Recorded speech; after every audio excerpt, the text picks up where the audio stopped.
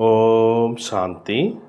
இன்றைய சாக்கார முரளியிலிருந்து பாபா கூறியுள்ள முக்கியமான கருத்துக்கள். முரளி தேதி 26/9/2025. பாபா சொல்கின்றார், இனிமையான குழந்தைகளே, நாம் ஸ்ரீமத் படி நம்முடைய சத்யுக சாம்ராஜ்யத்தை ஸ்தாபனை செய்து கொண்டிருக்கின்றோம் என்பது சதா இதே நினைவிருக்கட்டும். அப்பொழுது அளவற்ற குஷி இருக்கின்றார் பாபா. நம்ம அளவற்ற குஷியில் இருப்பதற்கு பாபா நமக்கு என்ன சொல்கிறாரு? நாம் ஸ்ரீமத் படி நம்முடைய சத்தியுக சாம்ராஜ்யத்தை ஸ்தாபனை செய்து கொண்டிருக்கிறோம். இந்த நினைவு சதா இருந்தது என்றால் அப்போ அளவற்ற குஷி என்பது இருக்கின்றார் பாபா. கேள்வி: இந்த ஞானம் என்ற உணவு எந்த குழந்தைகளுக்கு ஜீரணம் ஆவது இல்லை? இந்த ஞானம் என்ற உணவு எந்த குழந்தைகளுக்கு ஜீரணம் ஆவது இல்லை? பதில்: யார் தவறுகள் செய்துவிட்டு தூய்மையை இழந்து பிறகு வகுப்பிற்கு அமர்ந்து கொள்கின்றார்களோ அவர்களுக்கு ஞானம் ஜீரணம் ஆகாதுன்றார் பாபா. ஏன்னா ஞானம் என்பது என்ன? ஆன்மாவுக்கு புத்திக்கான உணவு இது. அப்போ பாபா சொல்லக்கூடிய ஞானத்தை நம்ம கடைப்பிடிக்கணும் அப்படின்னா, அப்போ யாரால் கடைப்பிடிக்க முடியாது, யாரால் இதை கிரகித்து கொள்ள முடியாது அப்படின்னு பாபா கேட்குறார். காமம் மகாசத்ரு என பகவான் சொல்லியுள்ளார் என்று அவர்களுடைய வாயினால் ஒருபொழுதும் மற்றவர்களுக்கு சொல்ல முடியாது என்றார் பாபா. யார் ஒருத்தவங்க தவறு செய்துவிட்டு தூய்மை இழந்து பிறகு வகுப்பிற்கு அமர்ந்து கொள்கின்றார்களோ அவங்களுக்கு இந்த ஞானம் ஜீரணமாகாது. அவங்களுடைய வாயிலிருந்து ஒருபொழுதும் இது போன்ற வார்த்தைகளை சொல்ல முடியாதுன்றார். என்ன வார்த்தைகள்? காமம் மகா எதிரி என்று பகவான் சொல்லியுள்ளார் என்று அவருடைய வாயினால் ஒருபோதும் மற்றவர்களுக்கு சொல்ல முடியாது என்றார்.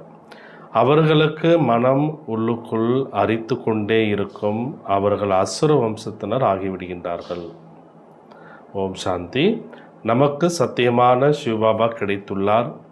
குழந்தைகள் நாம் இப்பொழுது ஸ்ரீமத் படி ஒரே கொள்கை உடையவர்களாக ஆகி கொண்டிருக்கின்றோம். ஆகவே ஸ்ரீமத் படி நடக்க வேண்டும் இல்லையா? பாபா சொல்கின்றார், ஒன்று ஆத்ம அபிமானி ஆகுங்கள், இன்னொன்று பாபாவை நினைவு செய்யுங்கள். இந்த ரெண்டு விஷயத்தான் பாபா சொல்கிறார். ஆத்ம அபிமானி ஆகுங்க, பாபாவை நினைவு பண்ணுங்க. எவ்வளோ நினைவு செய்வீர்களோ அவ்வளோ தனக்கு நன்மை செய்து கொள்வீர்கள். நீங்கள் மீண்டும் தங்களின் ராஜ்யத்தை ஸ்தாபனை செய்து கொண்டிருக்கின்றீர்கள். இதற்கு முன்பு கூட நம்முடைய ராஜதானி இருந்தது. தேவி தேவதா தர்மத்தை சேர்ந்த நாம் தான் 84 பிறவி எடுத்து கடைசி பிறவியில் இப்பொழுது சங்கம யுகத்தில் இருக்கின்றோம். இந்த புருஷோத்தம சங்கமம் பற்றி குழந்தைகள் உங்களை தவிர வேறு யாருக்குமே தெரியாது. பாபா எவ்வளவு பாயிண்ட்டுகள் தருகின்றார்.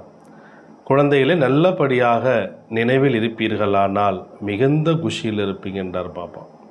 ஆனால் பாபாவை நினைவு செய்வதற்கு பதிலாக மற்ற உலகாயத விஷயங்களில் போய்விடுகின்றீர்கள். இது நினைவில் இருக்க வேண்டும். நாம் ஸ்ரீமத் படி நம்முடைய ராஜ்யத்தை ஸ்தாபனை செய்து கொண்டிருக்கின்றோம். உயர்ந்தவரிலும் உயர்ந்தவர் பகவான். அவருடையது தான் உயர்ந்ததிலும் உயர்ந்த ஸ்ரீமத். ஸ்ரீமத் எதை கற்றுத்தருகிறது? சகஜ ராஜயோகத்தை. ராஜ்யத்திற்காக படிப்பை பாபா கற்றுத்தந்து கொண்டிருக்கின்றார். தங்களின் தந்தை மூலம் சிருஷ்டியினுடைய முதல் இடை கடைசி பற்றி அறிந்து கொண்டு பிறகு தெய்வீக குணங்களையும் நீங்கள் தாரணை செய்ய வேண்டும். ஒரு பொழுதும் தந்தையை மீறி எதிரான செயல்களில் நீங்கள் ஈடுபடக்கூடாது என்றார் பாபா. அநேக குழந்தைகள் தங்களை சேவாதாரி என புரிந்து கொண்டு அகங்காரத்தில் விடுகின்றனர். இதுபோல் அநேகர் இருக்கின்றனர். பிறகு அவ்வப்பொழுது தோல்வி அடைகின்றனர். அதனால் நஷாவே போய்விடுகிறது என்றார் பாபா. தாய்மார்களாகி நீங்கள் படிக்காதவர்கள், படித்தவர்கள் என்றால் அற்புதம் செய்து காட்டுவார்கள். ஆண்களில் கூட எழுத படிக்க தெரிந்தவர்கள் சிலர் இருக்கின்றார்கள். குமாரிகளாகி நீங்கள் பெயரை எவ்வளோ புகழ் பெற செய்ய வேண்டும். நீங்கள் ஸ்ரீமத் படி ராஜ்யத்தை ஸ்தாபனை செய்திருந்தீர்கள். நாரியிலிருந்து லக்ஷ்மி ஆகியிருந்தீர்கள் எனும் பொழுது எவ்வளோ நஷா இருக்க வேண்டும். இங்கே பாருங்கள், ஒன்றுக்கும் உதவாத படிப்புக்காக உயிரையே பலி கொடுத்து கொண்டிருக்கின்றனர். அதாவது நீங்கள் வெள்ளையாக ஆகின்றீர்கள், தூய்மையாக ஆகின்றீர்கள். பிறகு கருமை நிற தமோ பிரதான உலகின் மீது ஏன் மனதை செலுத்துகின்றீர்கள் அப்படின்னு பாபா கேட்குறார். இந்த சுடுகாட்டின் மீது மனதை ஈடுபடுத்த வேண்டாம். நாமோ பாபாவிடமிருந்து ஆஸ்தி பெற்று கொண்டிருக்கின்றோம். பழைய உலகின் மீது மனதை ஈடுபடுத்துவது என்றால் நரகத்திற்கு செல்வதாகும். பாபா நரகத்திலிருந்து நம்மை காப்பாற்றுகிறார். பிறகு கூட நரகத்தின் பக்கம் ஏன் முகத்தை வைக்கின்றீர்கள்? உங்களுடைய இந்த படிப்பு எவ்வளோ சுலபமானது. பாபா உங்களுக்கு சாஸ்திரங்களினுடைய சாரத்தை புரிய வைக்கின்றார். மேலும் பிறகு உலகத்தினுடைய சரித்திர பூகோளத்தையும் சொல்கின்றார். இப்பொழுது இவர் நல்ல ஆசிரியரா? அவர் நல்ல ஆசிரியரா? அந்த ஆசிரியரிடம் நீங்கள் எவ்வளோதான் படித்தாலும் என்ன சம்பாதிப்பீங்க அப்படின்னு பாபா கேட்குறார். அதுவும் அதிர்ஷ்டத்தில் இருந்தால்தான். படிக்கும்போதே ஏதேனும் விபத்து நடந்து இறந்து போனால் படிப்பு முடிந்ததுன்றார் பாபா. இங்கே நீங்கள் எவ்வளோதான் படித்தாலும் அது வீணாகி போகாது. ஆம், ஸ்ரீமத் படி நடந்து பிறகு கொஞ்சம் தலைகளாக நடந்து விடுகின்றனர் அல்லது சாக்கடையில் போய் விழுந்து விடுகின்றனர் என்றாலும் எவ்வளோ படித்தார்களோ அவர் கற்றவை முடிவடைந்து விடுவது இல்லைன்றார் பாபா. இந்த படிப்பு 21 பிறவிகளுக்கானது. ஆனால் கீழே விழுவதால் கல்பாந்திரத்திற்கும் மிக மிக நஷ்டம் ஏற்பட்டுடுன்றார் பாபா. பாபா சொல்கின்றார், குழந்தைகளே, முகத்தை கருப்பாக்கி கொள்ளாதீர்கள். அதுபோல் அநேகர் முகத்தை கருப்பாக்கி அசுத்தமானவராக ஆகி பிறகு அமர்ந்து கொள்கின்றனர். அவர்களுக்கு ஒரு பொழுது ஞானம் ஜீரணம் ஆகாது. அவர்கள் அசுர சம்பிரதாயத்தினர் என சொல்லப்படுகின்றார்கள். அமிர்தத்தை அறிந்தியே பிறகு விஷத்தை சாப்பிட்டு விடுகின்றார்கள். அதனால் 100 மடங்கு கருப்பாக ஆகிவிடுகின்றனர். எலும்புகளெல்லாம் உடைந்து போகின்றன என்றார் பாபா. தாய்மார்களாகி உங்களுடைய குழுவோ மிக நல்லதாக இருக்க வேண்டும். நோக்கம் குறிக்கோளோ கண்முன் உள்ளது. நீங்கள் அறிவீர்கள், இந்த லக்ஷ்மி நாராயணருடைய ராஜ்யத்தில் ஒரு தேவி தேவதா தர்மம் இருந்தது. ஒரு ராஜ்யம், ஒரு பாஷை, 100% தூய்மை, சுகம், சாந்தி, செல்வ செழிப்பு இருந்தது. அந்த ஒரு ராஜ்யத்தின் ஸ்தாபனையைத்தான் பாபா இப்பொழுது செய்து கொண்டிருக்கின்றார். இது நோக்கம் குறிக்கோளாகும். 100% தூய்மை, சுகம், சாந்தி, செல்வத்தினுடைய ஸ்தாபனை இப்பொழுது நடைபெற்று கொண்டிருக்கின்றது. விநாசத்திற்கு பிறகு கிருஷ்ணர் வந்து கொண்டிருக்கின்றார். தெளிவாக எழுதிவிட வேண்டுன்றார் பாபா. பாரதத்தை ஸ்ரீமத் படி சொர்க்கமாக ஆக்கி கொண்டிருக்கின்றோம். ஆனால் அந்த தைரியம், அதற்கென ஒரு குழு வேணுன்றார் பாபா. சக்கரத்தை பற்றி சொல்லப் போகின்றீர்கள் என்றால் இந்த லக்ஷ்மி நாராயணருடைய சித்திரத்தை எடுத்து செல்ல வேண்டும். நல்லது, இதில் எழுதி வையுங்கள். ஆதி சனாதன தேவி தேவதா தர்மம், சுகம் சாந்தியின் ராஜ்யம் ஸ்தாபனை ஆகி கொண்டிருக்கின்றது அப்படின்னு எழுதுகின்றார். திரிமூர்த்தி சிவபாபாவின் ஸ்ரீமத் படி. யாருடைய வழிப்படி ராஜ்யம் ஸ்தாபனை ஆகிட்டிருக்கு? திருமூர்த்தி சிவபாபாவின் ஸ்ரீமத் படி. இதேபோல் பெரிய பெரிய எழுத்துக்களில் பெரிய பெரிய சித்திரங்கள் இருக்க வேண்டும். சின்ன குழந்தைகள் சின்ன சித்திரங்களை விரும்புவார்கள். சித்திரம் எவ்வளோ பெரியதாக இருக்குமோ அவ்வளோ நல்லதுன்றார் பாபா. இந்த லக்ஷ்மி நாராயணருடைய சித்திரம் மிக நன்றாக இருக்கின்றது. இதில் ஒரே ஒரு சத்தியமான திரிமூர்த்தி சிவபாபா, சத்தியமான திரிமூர்த்தி சிவபாபா ஆசிரியர், சத்தியமான திரிமூர்த்தி சிவபாபா குரு என்று மட்டும் எழுதி வைக்கின்றார் பாபா. அது சிவபாபா தான் நமக்கு அப்பாவாக, சத்தியமான அப்பாவாக, சத்தியமான டீச்சராக, சத்தியமான குருவாக இருக்கின்றார் என்று மட்டும் எழுதி வைக்கின்றார். திரிமூர்த்தி என்ற சொல்லை எழுதவில்லை என்றால் பரமாத்மாவோ நிராகார், அவர் ஆசிரியராக எப்படி ஆக முடியும் என நினைப்பார்கள். அவர்களுக்கு ஞானமோ இல்லைதானே. லக்ஷ்மி நாராயணனுடைய சித்திரத்தை தகரத்தட்டில் உருவாக்கி ஒவ்வொருவரிடத்திலும் வைக்க வேண்டும். இந்த ஸ்தாபனை ஆகி கொண்டிருக்கிறது. பாபா வந்திருக்கின்றார். பிரம்மா மூலம் ஒரு தர்மத்தினுடைய ஸ்தாபனை, மற்ற அநேக தர்மங்களை விநாசம் செய்வித்து விடுவார். இந்த நஷா குழந்தைகளுக்கு சதா இருக்கணுன்றார் பாபா. சின்ன விஷயங்களில் ஒரே வழிமுறை கிடைக்கவில்லை என்றால் உடனே சண்டைக்கு வந்து விடுகின்றனர். இதோ நடக்கத்தான் செய்கிறது. சிலர் ஒரு பக்கம், இன்னும் சிலர் வேறு பக்கம், பிறகு பெரும்பான்மை உள்ளவர்களை எடுத்துக்கொள்ள வேண்டியிருக்கு. இதில் துயரம் அடைவதற்கான விஷயம் கிடையாது. குழந்தைகள் கோபித்துக் கொள்கின்றனர், நமது பேச்சு ஏற்றுக்கொள்ளப்படவில்லை என்று. இதில் கோபித்துக் கொள்வதற்கான விஷயம் என்ன இருக்குது? பாபாவோ அனைவரையும் மகிழ்விப்பவர். மாயா அனைவரையும் கோபித்து கொள்ளுமாறு செய்கிறது. அனைவரும் தந்தையிடம் கோபித்து கொண்டிருக்கின்றனர். கோபித்து கொள்வதென்ன? தந்தையை அறிந்து கொள்ளவே இல்லை. எந்த தந்தை சொர்க்கத்தின் ராஜ பதவியை கொடுத்தாரோ அவரை பற்றி அறிந்து கொள்ளவே இல்லை. பாபா சொல்கிறார், நான் உங்களுக்கு உபகாரம் செய்கிறேன், நீங்கள் பிறகு எனக்கு உபகாரம் செய்கின்றீர்கள். பாரதத்தினுடைய நிலையை பாருங்கள், என்னவாக ஆகியிருக்கு. எப்படி இருந்த பாரதம் இப்போ எப்படி ஆயிடுச்சுன்றார் பாபா. உங்களிலும் மிக சிலருக்குத்தான் நஷா இருக்குது. இது நாராயணி நஷா. நாமோ ராம் சீதா ஆவோம் என்று சொல்லக்கூடாது. உங்களுடைய நோக்கம் குறிக்கோளே நரனிலிருந்து நாராயணனாக ஆவது. நீங்கள் பிறகு ராம் சீதா ஆவதிலேயே குஷியாக ஆகிவிடுகின்றீர்கள். தைரியத்தை காண்பிக்க வேண்டும் இல்லையா? பழைய உலகத்தின் மீது முற்றிலும் மனதை ஈடுபடுத்தவே கூடாது. யார் மீதாவது மனதை ஈடுபடுத்தினால் அப்போதே இறந்து விட்டனர் என்றாயிடன்றார் பாபா. இந்த தேகதாரி மேலேயும் நீங்கள் மனசு ஈடுபடுத்திட்டீங்க, அப்போவே நீங்கள் செத்து போயிட்டீங்கன்றார்.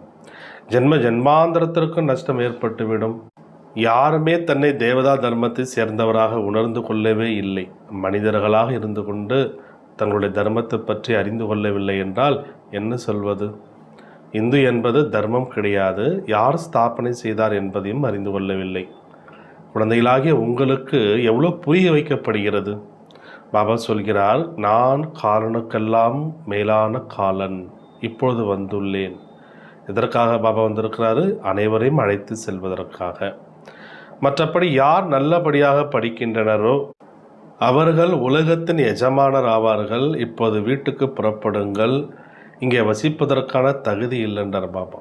நம்ம வாழ்வதற்கு தகுதி இல்லாத ஒரு இடமாயிடுச்சுன்றார்.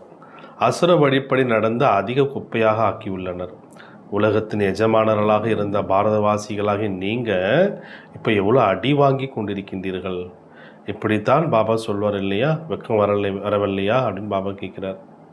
உங்களிலும் கூட சிலர் தான் நல்லபடியாக புரிந்து கொண்டிருக்கின்றனர், நம்புறவாரோ இருக்கத்தான் செய்கின்றனர். அநேக குழந்தைகளோ உறக்கத்தில் இருக்கின்றனர். அந்த குஷி அதிகரிப்பதில்லைன்றார் பாபா. பாபா நமக்கு மீண்டும் ராஜதானியை தருகிறார். பாபா சொல்கிறார், இந்த சாதுக்கள் முதலானவர்களையும் நான் உயர்த்துகின்றேன்.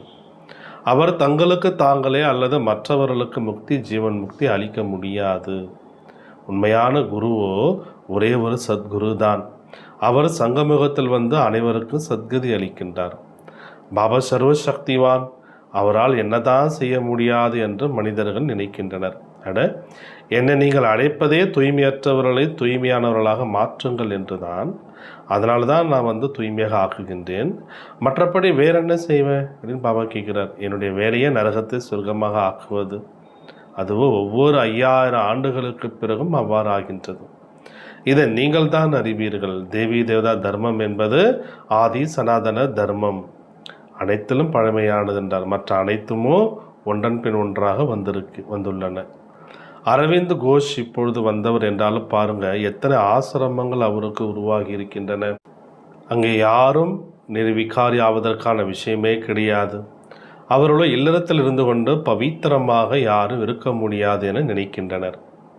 பாபா சொல்கிறார், இல்லறத்தில் இருந்து கொண்டு ஒரு ஜென்மம் மட்டும் பவித்திரமாக இருங்க. நீங்கள் ஜென்ம ஜென்மாந்தரமாகவே அப்பவித்திரமாகவே தான் இருந்திருக்கின்றீர்கள் என்றார் பாபா. இந்த கடைசி பிரிவில் பாவனமாகுங்க. இந்த லக்ஷ்மி நாராயணருடைய சித்திரம் மற்றும் ஏணிப்படியினுடைய சித்திரம் மிக நன்றாக இருக்கின்றது. இவற்றில் எழுதப்பட்டிருக்கு, சத்தியத்தில் ஒரே தர்மம் ஒரே ராஜ்யம் இருந்தது என்று. இதை புரிய வைப்பதற்கு மிகவும் யுக்தி வேணும். வயதான மாத்தாக்களுக்கும் கற்றுக் கொடுத்து தயார் செய்ய வேண்டும். அப்போது கண்காட்சிகளில் அவர்களால் கொஞ்சம் புரிய வைக்க முடியும். யாருக்காவது இந்த சித்திரங்களை காட்டி சொல்லுங்கள், இவர்களுடைய ராஜ்யம் இருந்தது இல்லையா, ஆனால் இப்போ இல்லை, அந்த சித்திரங்களை காட்டி இதெல்லாம் சொல்லுங்கன்றார் பாபா. வயதான தாய்மார்கள் அமர்ந்து கண்காட்சிகளில் புரிய வைக்கும் பொழுது பெயர் விளங்கும். கிருஷ்ணரின் சித்திரத்தில் எழுதப்பட்டிருப்பது மிக நன்றாக உள்ளது. இதில் எழுதியிருப்பது அவசியம் படியுங்கள் என சொல்ல வேண்டும். இவற்றை படிப்பதன் மூலம்தான் உங்களுக்கு நாராயணி நஷா அல்லது உலகத்தின் எஜமானத்தன்மையினுடைய நஷா அதிகரிக்கும். நான் உங்களை அந்த மாதிரி லக்ஷ்மி நாராயணனாக ஆக்குகின்றேன் என்றால் நீங்கள் கூட மற்றவர்கள் மீது இரக்க மனம் உள்ளவர்களாக ஆக வேண்டும். எப்பொழுது மற்றவர்களுக்கு நன்மை செய்வார்களோ அப்போதுதான் தனக்கு கூட நன்மை செய்பவர் ஆவார்கள். வயதான மாதாக்களுக்கு இதுபோல் கற்றுக் கொடுத்து சாமர்த்தியசாலியாக ஆக்குங்கள். அதனால் கண்காட்சிகள் பற்றி பாபா சொல்லியுள்ளார். வயது முதிர்ந்த 8-10 மாதாக்களை அனுப்புவீர்களானால் உடனே வந்து விடுவார்கள். யார் செய்வார்களோ அவர்கள் அடைவார்கள். முன்னால் நோக்கம் குறிக்கோளை பார்த்ததுமே குஷி ஏற்படுகிறது. நான் இந்த சரீரத்தை விட்டு போய் உலகத்தின் எஜமானர் ஆவேன். எவ்வளோ நினைவில் இருக்கின்றார்களோ அவ்வளோ பாவங்கள் நீங்குன்றார் பாபா. நல்லது. தாரணைக்கான முக்கிய சாரம்: ஒரு பொழுதும் தங்களுக்குள் அல்லது தங்களுக்குள்ளோ அல்லது பாபாவிடமோ கோபித்து கொள்ளக்கூடாது. தங்களுக்குள்ள சன்ஸ்காரம் முதல் ஏற்பட்டு தங்களுக்குள்ளேயோ அல்லது பாபாவிடமோ கோபித்து கொள்ளக்கூடாது. பாபா நம்மை மகிழ்ப்பதற்காக வந்துள்ளார். அதனால் ஒருபொழுதும் மனம் சோர்வு அடையக்கூடாது, பாபாவை எதிர்க்கக்கூடாது. செகண்ட் பாயிண்ட்: பழைய உலகத்தின் மீது, பழைய தேகத்தின் மீது மனதை ஈடுபடுத்தக்கூடாது. சத்தியமான அப்பா, சத்தியமான டீச்சர், சத்தியமான குருவிடம் உண்மையில் உண்மையானவர்களாக இருக்க வேண்டும். சதா ஒருவரின் ஸ்ரீமத் படி நடந்து ஆத்ம அபிமானி ஆக வேண்டும். வரதானம்: தன்னுடைய தபஸ்வி சொரூபத்தின் மூலம் அனைவருக்கும் பிராப்தியின் அனுபவம் செய்விக்கக்கூடிய மாஸ்டர் விதாதா ஆகுக. பாபா நமக்கு என்ன வரம் கொடுக்குறாரு? தன்னுடைய தபஸ்வி சொரூபத்தின் மூலம் அனைவருக்கும் பிராப்தியின் அனுபவம் செய்விக்கக்கூடிய மாஸ்டர் விதாதா ஆகுக. எவ்வாறு சூரியன் உலகிற்கு வெளிச்சம் கொடுத்து அநேக அழியக்கூடிய பிராப்திகளின் அனுபவம் செய்விக்கின்றது, அவ்வாறு தபஸ்வி ஆத்மாக்களாகிய நீங்களும் தங்களுடைய தபஸ்வி சொரூபத்தின் மூலம் அனைவருக்கும் பிராப்தியின் கிரணங்களை அனுபவம் செய்வீங்கள். இதற்காக முதலில் சேமிப்பு கணக்கை அதிகப்படுத்துகின்றார் பாபா. இதற்காக முதல்ல உங்களுக்குள்ள சேமிப்பு கணக்கை அதிகப்படுத்துங்க. பிறகு சேமித்த பொக்கிஷங்களை மாஸ்டர் விதாதா ஆகி கொடுத்துக்கிட்டே போகின்றார் பாபா. தபஸ்வி மூர்த்தி என்றால் தபஸ்யாவின் மூலம் அமைதி சக்தியின் கிரணங்களை நாலாபுறங்களிலும் பரப்பும் அனுபவம் ஏற்பட வேண்டும். தபஸ்வி மூர்த்தியாக இருக்கீங்க, தபஸ்யா பண்ணுறீங்க அப்படின்னா பாபா என்ன சொல்கிறாரு? அமைதி சக்தியினுடைய கிரணங்கள் நாலாபுறங்களிலும் பரப்பக்கூடிய அனுபவம் ஏற்படணுன்றார். அப்போ தான் நம்ம தபஸ்வி மூர்த்தி. ஸ்லோகனில் பாபா என்ன சொல்கிறாங்கன்னா, பணிவானவர் ஆகி அனைவருக்கும் மரியாதை கொடுத்து கொண்டே செல்லுங்கள். இதுதான் உண்மையான பரு உபகாரம் ஆகும். உபகாரம்னா என்ன அர்த்தம்? நன்மை செய்வது இல்லையா? அப்போ பாபா என்ன சொல்கிறார்? நீங்கள் பணிவானவர் ஆகி எல்லாருக்கும் மரியாதை கொடுத்துட்டே போங்கன்றார். இதுதான் உண்மையான பரு உபகாரமாகும். அவ்வியக்த சமிஞ்ஞை. இப்பொழுது நன்றாக இருக்கின்றது என்று கூறுகின்றனர். ஆனால் நல்லவர்களாக ஆக வேண்டும் என்ற தூண்டுதல் கிடைக்கவில்லை. அதற்கு ஒரே ஒரு சாதனம்தான் இருக்கு. குழுவாக இருந்து எரிமலை சொரூபமாக ஆகுங்கள். ஒவ்வொருவரும் கலங்கரை விளக்கு ஆகுங்கள். சேவாதாரியாக இருக்கின்றீர்கள், அன்பானவராக இருக்கின்றீர்கள், ஒரே பலம், ஒரே நம்பிக்கை உடையவர்களாக இருக்கின்றீர்கள். இவை அனைத்தும் சரியாகத்தான் இருக்கின்றது. ஆனால் மாஸ்டர் சர்வசக்திவான் நிலை மேடைக்கு வந்து விட்டால் அனைவரும் உங்கள் முன் விட்டில் பூச்சி போன்று சுற்றி வருவார்கள். அதனால் இன்றைய அவ்வியக்த இஷாரால நமக்கு என்ன செய்தி கிடைக்குது? ஒவ்வொருவரும் கலங்கரை விளக்காக ஆக வேண்டும். மேலும் மாஸ்டர் சர்வசக்திவான் நிலை உருவாக வேண்டுன்றாங்க. அப்போ தான் உங்கள் முன்னாடி விட்டில் பூச்சி போன்று எல்லாம் வருவாங்கன்றார். ஓம் சாந்தி.